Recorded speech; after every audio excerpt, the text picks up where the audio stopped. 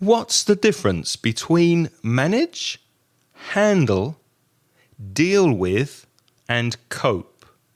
Learn how to use these words in context in this week's episode of Aprender Inglés con Reza y Craig.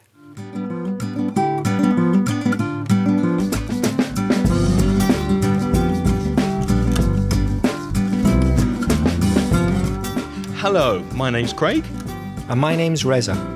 And if you are a new listener, you're very, very welcome. With over 50 years of teaching English between us, Reza and I are here to help you improve your English and take it to the next level. Reza, how are you? I'm very well, and I'm very glad to see you in person. I know it's been a while, hasn't it? You may have been listening to our podcasts, our most recent podcast, but Craig and I didn't meet to record them, did we, Craig? No, we've been podcasting over the phone. Reza was phoning me and we were recording the podcasts that way. And this is the first time since February that Reza has come over to my flat and I can actually see him. So it's a pleasure to be in person with you again. And we do have 2 meters distance between us, in case you were wondering. Believe me, the pleasure's mine, because it means I'm going to eat very well again back at Craig's house. That's where you get the good food. Thank you very much. So today we're looking at words like cope with, for example. So Reza, how have you been coping with the pandemic? I've been coping all right, I think. Yes, I've been a bit irritated, a bit fed up. That's harto in Spanish, a bit bored, but it's not the end of the world. You know, if we all follow the rules and, try not to think about it too much, it's okay. Good. No, exactly the same. I mean, I've been managing. It hasn't been a huge problem for me, but yeah, it's a little bit heavy to be inside the house and not be able to go out and see people.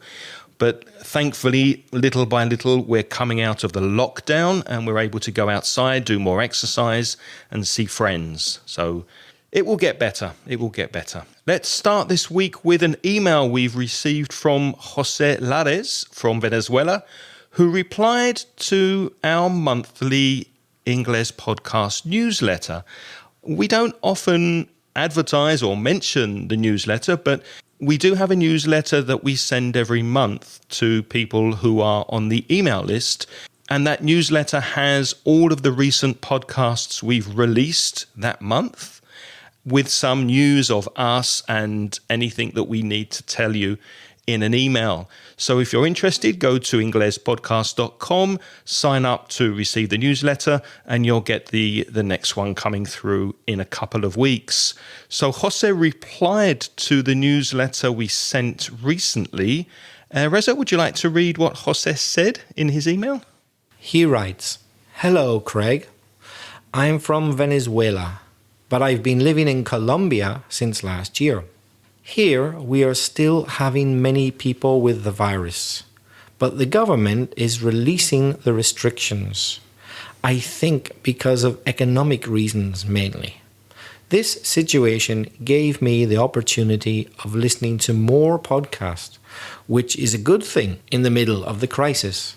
Absolutely. He's taking advantage of the situation. He's making the best use of his time to improve his English. That's wonderful. And he just ends by saying, "Wishing you and Reza keep being okay." I think he must have made a mistake here. We'll talk about that in a minute. "And continue with this wonderful work. Thank you very much, and greetings to Reza." Thank you very much, Jose. And he signs it, Jose Lares from Venezuela and Colombia, he says. So yeah, I think it would be better, instead of saying keep being okay, maybe you mean I hope you stay healthy, Jose, or something similar, or maybe be safe or continue to be safe, continue to be in good health would be a better expression. Or during the COVID crisis, a lot of people have just been saying stay safe. Stay is maintain, yeah? So stay safe is what people often say these days. I've been signing many of my emails stay safe because sometimes I write take care, all the best wishes. Now I say stay safe in my email messages. I noticed another little mistake, Jose, which wasn't a big deal, but let's just have a look at it. You say, here we are still having many people with the virus in Colombia. We're still having, that doesn't sound right to me, Craig. I think I'd say here we still have. Yeah. Present simple, because the verb have here, it's not an action, it's a state. So to have a virus isn't an action. To eat your dinner, that's an action. But to have a virus, to have a friend, that is not an action. So they're usually not ing form. They're usually just present simple. Yes, and we wanted to mention Jose's email in this podcast because I think it's great that he's taking advantage of time he has during this current crisis to do something productive, something constructive, something that's going to improve him. And I think that's a wonderful thing. So I think we should all do something like that. Craig, I think we've got more feedback from another South American, but it's a voice message from Kika, who's from Argentina, but she's now living in Malaga, Spain.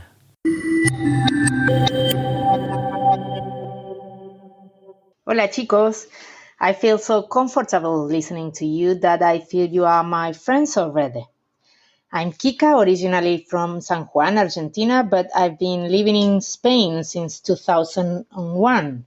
That means I'm a barnyardie. I live in Malaga now, and all these years I've been working in tourism because it's what I studied. Working mostly with British from a travel agency for lonely travelers.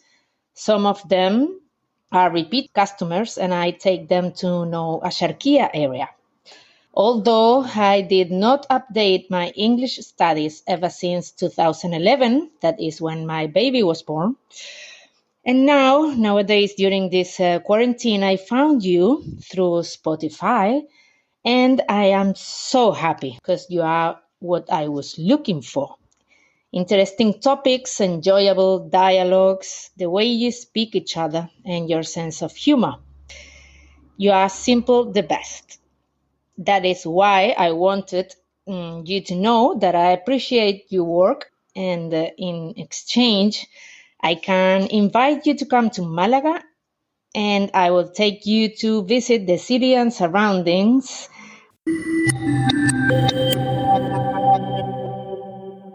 Thank you very much, Kika, for your voice message. That was very, very nice. And your pronunciation was really, really good. Yes, it was. It was excellent pronunciation. We understood everything clearly, very clearly. One or two things I think we could help you with, Kika. But before that, before any corrections, I just want to say well done, fantastic that you said this sentence. I've been living in Spain since 2001. Kika, that is a perfectly constructed sentence that so many students make mistakes with because of the present perfect continuous, the preposition, and we want to say well done that you said that because we've been correcting that many times recently. I've been living in Spain since 2001. One thing I wasn't clear about, I don't know if you know this word, Reza, barnyardie. Have you heard that before? No, I was thinking exactly the same as Craig.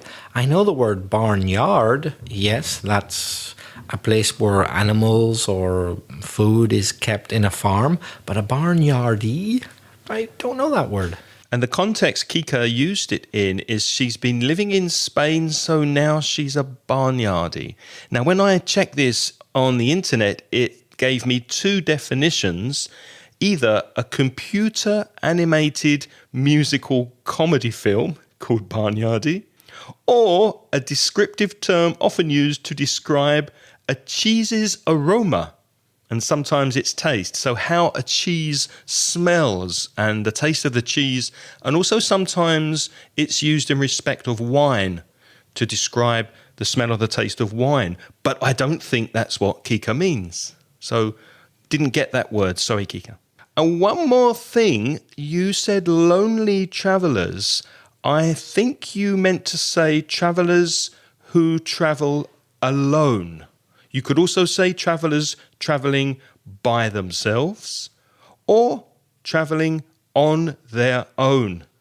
Because those three words, alone, by themselves, on their own, are neutral words. There's no positive or negative connotation to them. However, lonely, if you are lonely, you're feeling bad. Maybe you're feeling sad, a little depressed. So you said lonely travelers or lonely tourists. Probably you meant to say tourists traveling alone or by themselves. Kika, one more thing. Thank you very much for your compliment. That's saying nice things. You said that we're simple the best, but I think you meant to say we're simply the best. You said simple, the adjective, but the collocation, the phrase to remember is simply, adverb, simply the best. And thanks very much for your praise. Yes, thank you. Just think of Tina Turner. We're simply the best, better than all the rest. And thanks very much for your invitation to show us around Malaga. We will definitely get in touch, Kika, when we are in your area. That's very kind of you. So thanks for your message.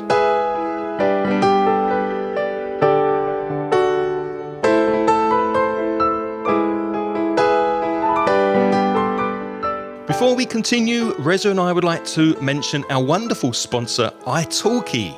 italki, I-T-A-L-K-I. What is italki? I'll tell you.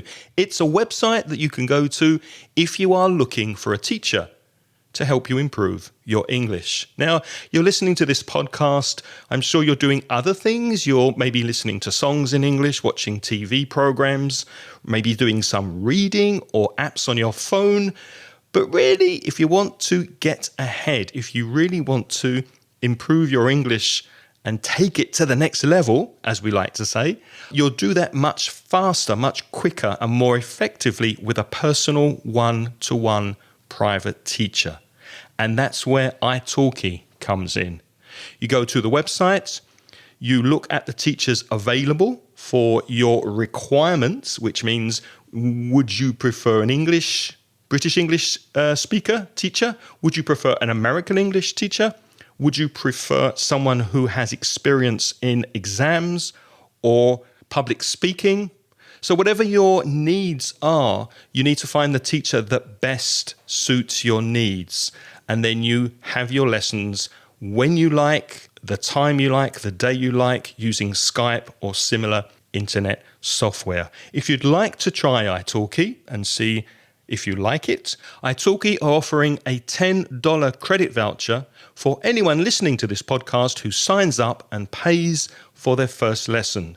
So for more information, go to inglespodcast.com/317, the show notes for this episode. Click on the italki link or the banner, the picture that you see from italki, and that will take you to their website where you can sign up and find out more information. And thank you very much, italki, for sponsoring Aprender Inglés con Reza y Craig.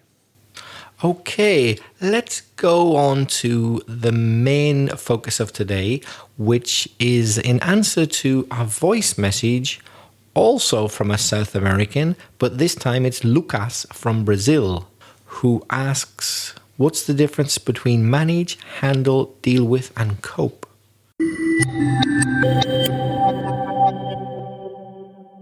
Hi guys, how you doing? This is Lucas from Brazil again, and now I am on episode 180, so I still having a long path to reach you on episode 306. But I have a question to you, and I beg your pardon if you already talked about this subject in future episodes, because I didn't listen all of them yet. So the difference between manage, handle, deal with, and cope. And I'm sorry for my pronunciation. And thanks a lot.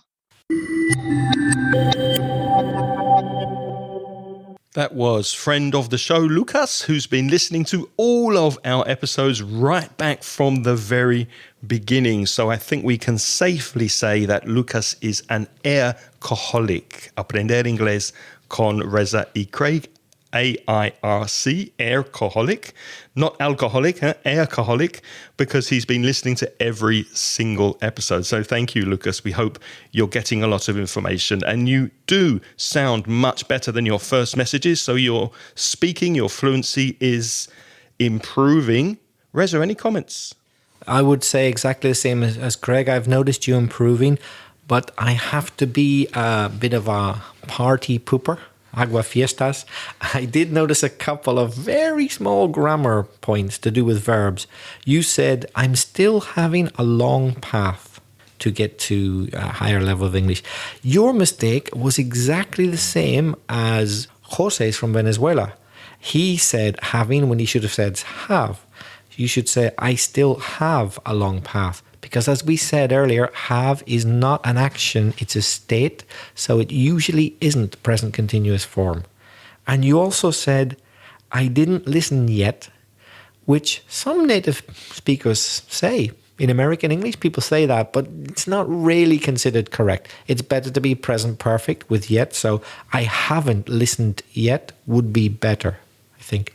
Yeah, I agree. And it's more common in American English to say that. I don't think a British speaker would normally say in the past simple with yet.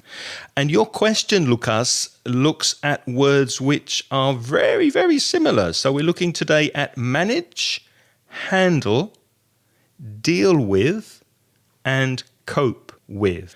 Now, they do have differences that we'll look at in a minute, but they can all be synonyms. You can use them interchangeably in certain expressions and sentences. Let me give you an example of 4 sentences with those 4 words and expressions that have very similar meanings. We're speaking about Batman and Robin. Listen to these examples. Robin can manage the situation without Batman. Robin can handle the situation without Batman.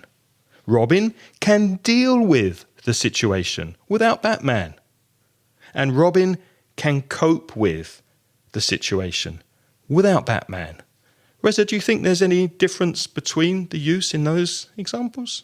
Not really. The desired effect is pretty much the same. They're more or less interchangeable, I would say. More or less, but not absolutely 100%. Would you agree? Well, I think they're all saying that really Robin doesn't need Batman. He can do it on his own. That's simply it, yeah. So what differences are you seeing?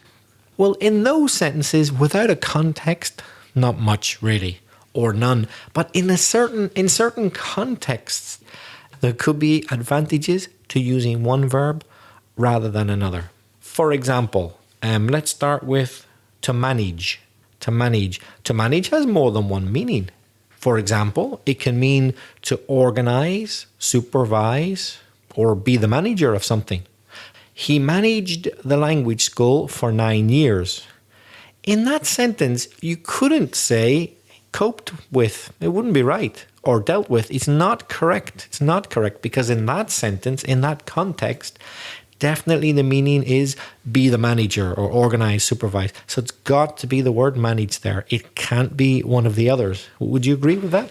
Yeah, when the meaning is to be the manager, so obviously manager is a noun. When you are the manager, then you are managing something. Now, in this case, it's a business. So yeah, I absolutely agree. Another meaning is to be equal to a task. For example, imagine this question. Do you need help? Or can you manage on your own? Are you able to do it? Are you equal to the task? Can you manage? That's something I'm noticing more now as I get older. People on the street saying, "Can you manage with that basket? Can you manage with that door, sir? Can you manage with that shopping?" As I'm getting older, people are worried about my health. Can you manage, or are you okay? So yeah, do you need help with it? Can you manage on your own? Those of you who are really on the ball, that means really alert, you might have noticed something about the grammar there. The first sentence was, he managed the language school for 9 years. What did he manage? The language school. There's an object. You can manage an institution, manage a school, manage a company, whatever. But in the second one, we said, can you manage on your own? On your own isn't an object, eh? We could forget about that. We could just say, can you manage? Stop. There's no object. So when it's the meaning of to be equal to a task, there's no object, what we call intransitive. But if it means to be the manager or organizer or supervise something, then you have to have an object. So you can just say, no, it's okay, I'm fine, I can manage. No object. It can have the meaning of to survive or get by, which is a phrasal verb. To survive. How would you say get by in Spanish? Apañarme. Apañarme. Thank you. Yes. Apañarme. I'm always saved by Reza's good Spanish. Thank you, man. No. Sometimes he's put in a bad position by my mistakes. So when you use manage in this context, like to get by or to survive, it's similar to cope or to deal with. Let me give you an example. How did you manage with 2 kids and no husband? How did you do it? How did you manage? It's such a difficult thing to raise, to bring up 2 children with no husband. How did you manage? How did you manage to do it? So that's a slightly different meaning, and it's more to cope or to deal with a difficult situation. Another meaning of manage, which is kind of similar to be equal to a task, but not exactly, is the meaning of to succeed, tener éxito, to succeed despite difficulty. I'll give you an example. After lying unconscious for hours, she finally managed to stand up. She managed. That means there was difficulty, but she was successful after the difficulty. That's another meaning of manage. After drinking a bottle of vodka, Susan managed to stand up. And if you're really on the ball, those guys who are the grammar freaks like me, they love their grammar, you'll notice that use, to succeed despite difficulty, is followed by an infinitive. She managed to stand up, she managed to get away, she managed to do the exam. Manage plus infinitive is the meaning of succeed despite difficulty.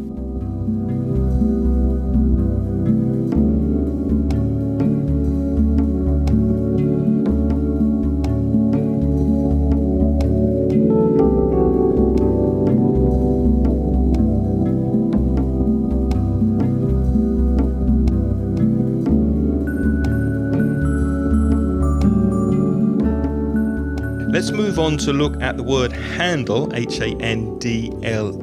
Now, this can be a verb and a noun. And look at the root of the word hand, Hand. So when it's a noun, when it's a handle, then it's something to do with opening something or lifting something, maybe opening a door. So in Spanish, it could be picaporte, it could be pomo, it could be manilla. So a door handle, a handle on a door, a handle on a drawer, for example, a suitcase handle, that kind of thing.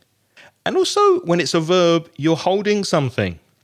You could say, for example, please don't handle the coins without gloves.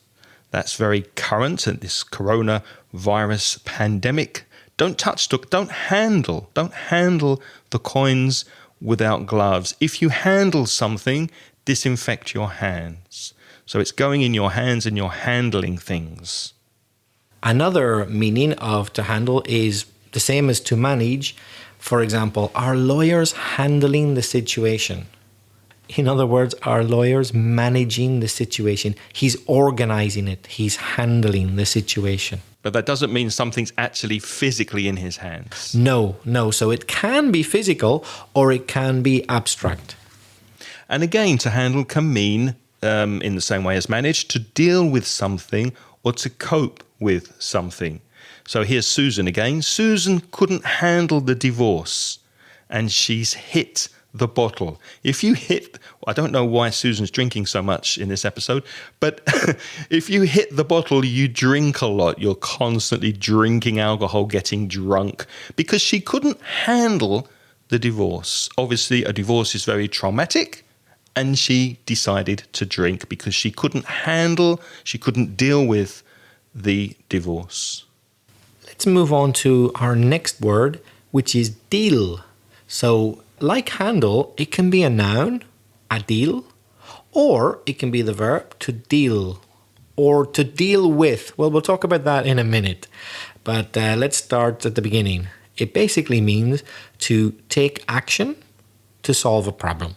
For example, who deals with customer complaints?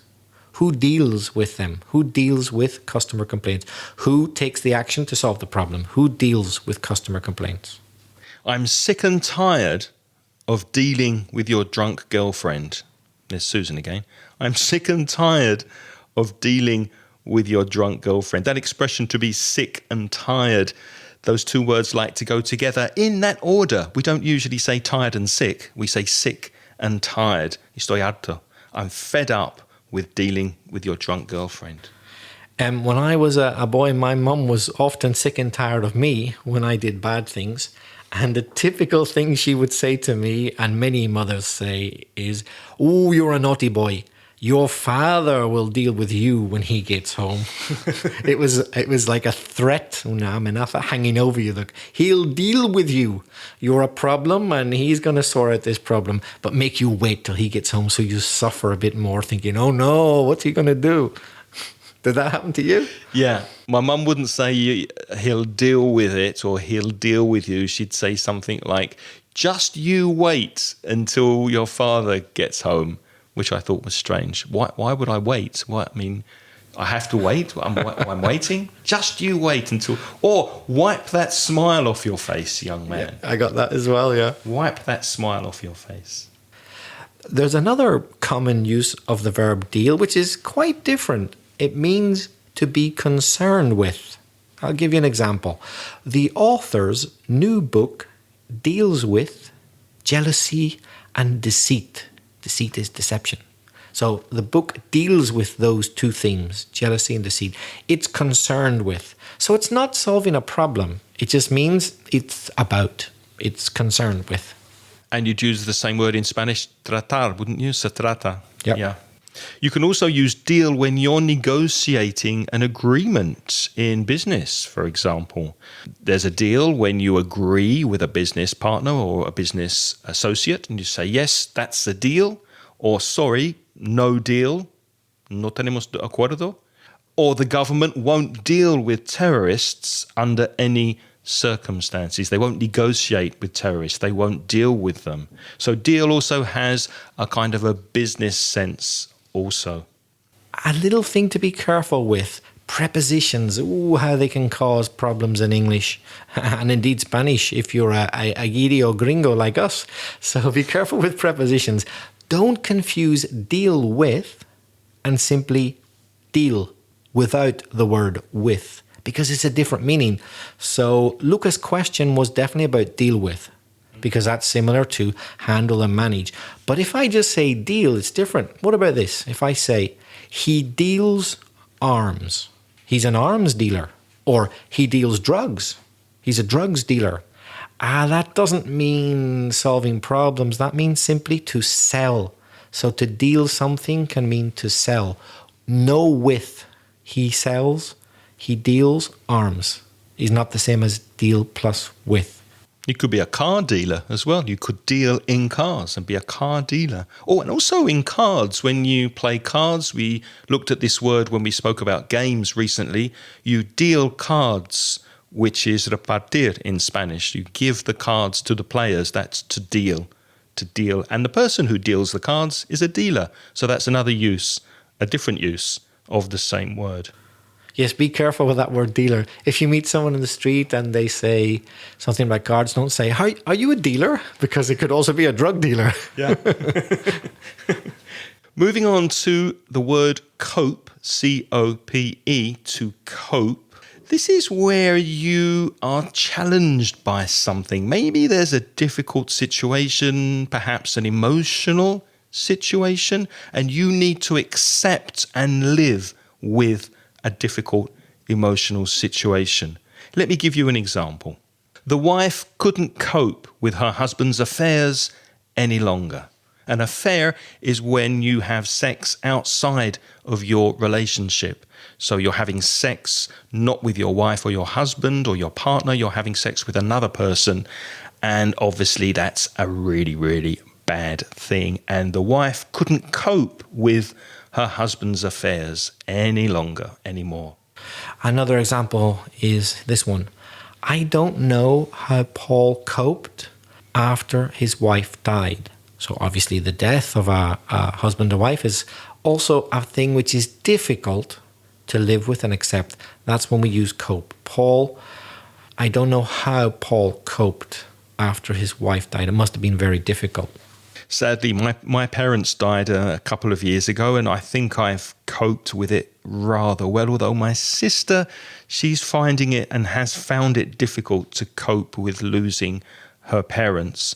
So you're noticing that with cope, it's something negative, something that's possibly painful, whereas dealing or managing with things can be a more neutral thing that you're dealing with or managing, but cope tends to be a negative, difficult thing. Cope shares something in common with manage, that it can go with an object or without an object. However, if you use an object, you must have the word with. This happens with quite a lot of words in English. If you think about it, you probably all know listen to music. You don't say listen music. You've got to add the word to, listen to music. Regular listeners should know that by now because we've said it enough times, Reza. Please listen to the podcast. Listen to. But you don't have to put to with listen if there's no object. I could just say to you, listen. There's no to because there's no object. And it's the same with cope. We said here, I don't know how Paul coped after his wife died. How did he cope? No object. But if I put an object, the wife couldn't cope with, what could she not cope with? Her husband's affairs. If you got an object, you've got to add with. So it's like listen plus to if there's an object. How would you cope with unemployment if you lost your job? That's a very good question. And indeed, it's a question many people are facing right now because of the huge downturn in the economy because of COVID. I guess I just have to get by. That word we mentioned earlier. I'd have no choice but to apañarme to get by. And now it's your turn to practice your English. How are you coping with the current crisis? Maybe you could send us a message, try and use the vocabulary we've spoken about in this podcast. Tell us your name, where you're from, where you live. How are you handling the current situation? Are you dealing with things okay? Are you managing to get by? Use the vocabulary, send us a voice message. We would really love to hear you practicing this language. If you want to send us a message, probably the easiest way is to go to speakpipe.com, speakpipe.com/Ingles podcast. You can leave a message, but please remember the maximum is 90 seconds and then it stops. But I think 90 seconds is probably long enough for you to leave us a message. Reza, how can people get in touch if they would prefer to write an email? You could send your email to Craig. That's at craig@inglespodcast.com or me, belfastreza@gmail.com. We remind you that we have courses for sale on our online store. Go to store.mentioningles.net. There's more information there. And also thank you very much to everyone who is helping us by supporting this podcast on Patreon. You can see the list of all our lovely Patreon supporters over at patreon.com/Ingles podcast. We'd like to say welcome to our new Patreon supporters who have joined us this month. They are Ana Giovanna, Julia Gamboa, Ana G. Cortez T, and Juan Tenzin Gyatso. Thank you very much for supporting the podcast, and thanks to all of you who are our Patreon sponsors. If you would like to join our Patreon program for as little as $1 per month, you get instant access to recent transcriptions. Go over to Patreon, patreon.com/Ingles podcast. What's next week, Reza? Next week, we're going to talk about Guatemala. We'll be looking forward to that. And if you missed last week's episode, all about Reza, we encourage you to go to listen to last week's episode and find out more about my wonderful co-host. Thank you very much for listening this week. Until next week, it's goodbye from me. And goodbye from me. The music in this podcast was by Pitts. The track is called See You Later. Music also by Stefan Kartenberg from the track Two Pianos, and also by Beluga 10 from the track Winter Night, Summer Day.